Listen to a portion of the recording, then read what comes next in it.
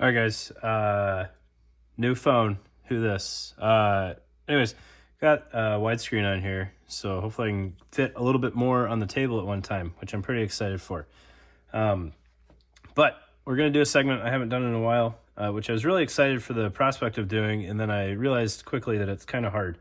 But that's the missing stitch. So throwback gear, right? SOG stuff. I don't know if it's just me or if it's making a stronger comeback right now. However, I have recently gotten into learning about SOG stuff, and it's fascinating to me. So that's kind of what drove these purchases and why I want to show you guys. So I'm sure some purists are going to get all over my case on this. I am not Forgotten Weapons, nor do I have the time to research to the extent that Ian does. So if I misspeak on any of this, absolutely call me stupid in the comments, and then that'll solve that problem. All right, so first up, we got the 1956 Canteen carrier, I believe. Maybe it's M1956. I don't know.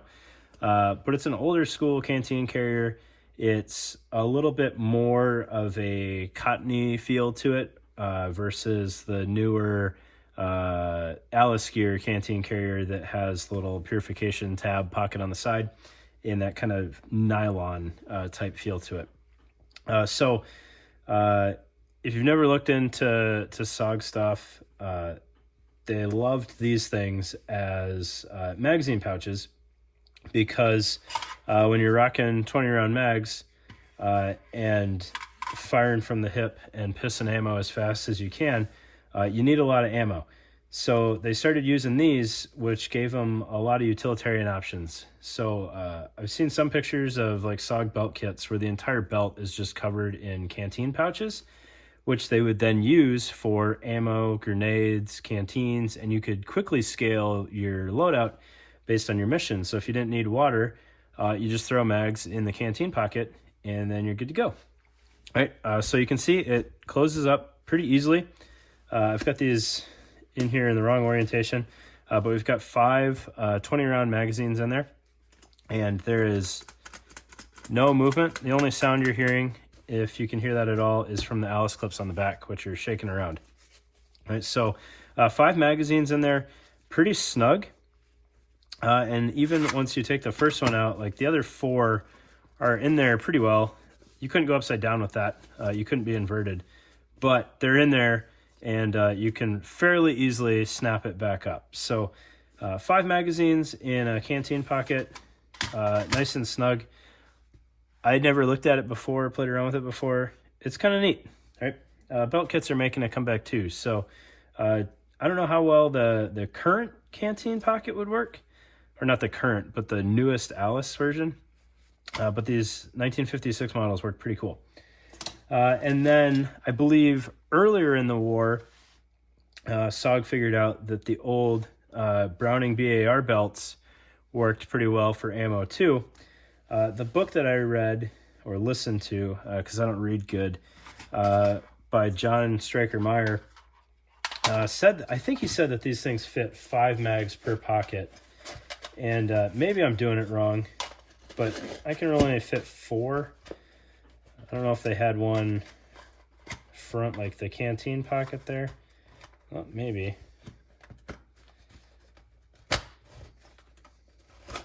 There we go.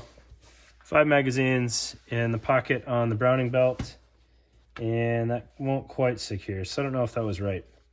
This is almost certainly a reproduction belt, so there could be minor differences there. Maybe the tab was a little bit longer.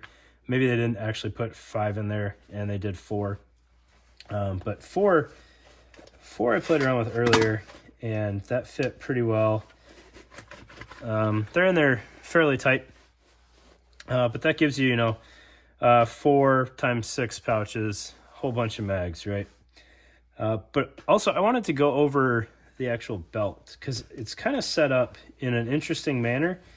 And when I was looking at these on eBay, I kind of goofed on my assumptions for how it worked. So I figured if I messed up how it looked online and interpreting how it functioned, somebody else might. So we'll talk about it. All right, so all the pockets are secured by these kind of push-through snaps. I have no idea what these are called, but they function pretty well. And then there's 3 pockets per half of the belt. Now the pictures online, I saw, the inside of the belt, and maybe I just looked at it too quick, but I assumed that the belt ran through these kind of belt loops. So my plan was, I don't LARP too hard or do impressions really, but I'm slowly trying to piece together a SOG type thing. So my kind of plan was to get this and chop it down to 2 pockets per side, which I didn't think would be an issue. However, I don't know how well that'll work, and it might be a little bit more of a process than I thought, because the front closure of the belt is actually hard mounted to the leading pocket here, and then the belt itself is hard mounted to the tail end on both sides. And the way you adjust the size, I really dig this. I think it's a pretty slick system. Is this, what I thought was the belt, is free running, but all that does is take out the slack on each side. So if you are super fit, right, you just push the slack out of the middle in this tri-glide and then pull it out here and run it through this kind of running end section here. So you can, in theory, take out all the slack, and your tail end on each side, if you do it evenly, will probably sit right around the buckle. The flip side of that is, if you're chunky, you've got a lot of slack here that you can pay out. Now, I haven't sized this to myself yet. I will do that before the video is over, just to see what kind of room is left around in the back of this thing. But my idea is to marry this up with a stabo harness. I don't know how well that'll work. I also don't have the stabo harness yet, so still kind of visualizing that. But I think still I really want to get this cut down to just 2 pockets per and see how that works, because I'm not as big of a fan of the functionality of these pockets as I am the Canteen pockets.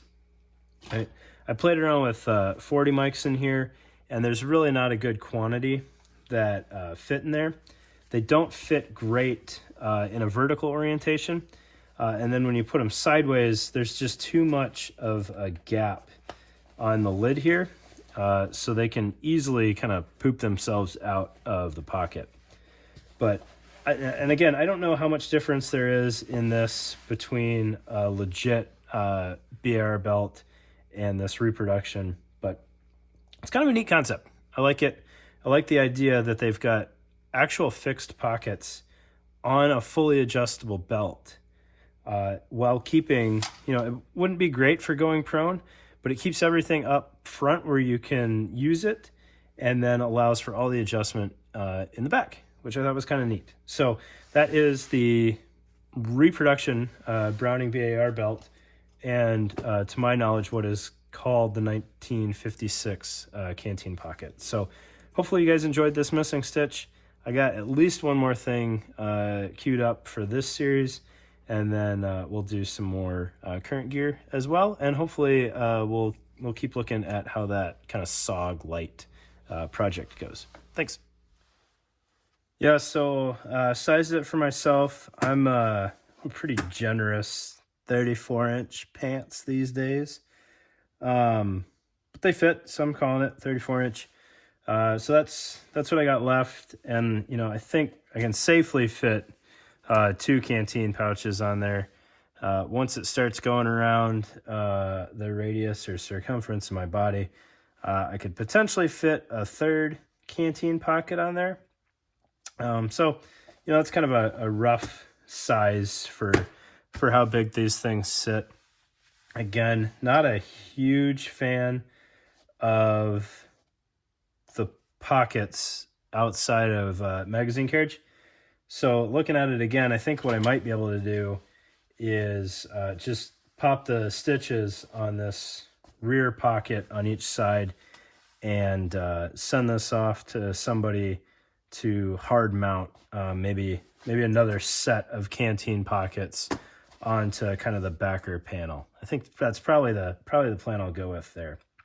But yeah, appreciate you guys watching this. I'll try to come up with more missing stitch videos for you, and we'll see you again soon. Thanks.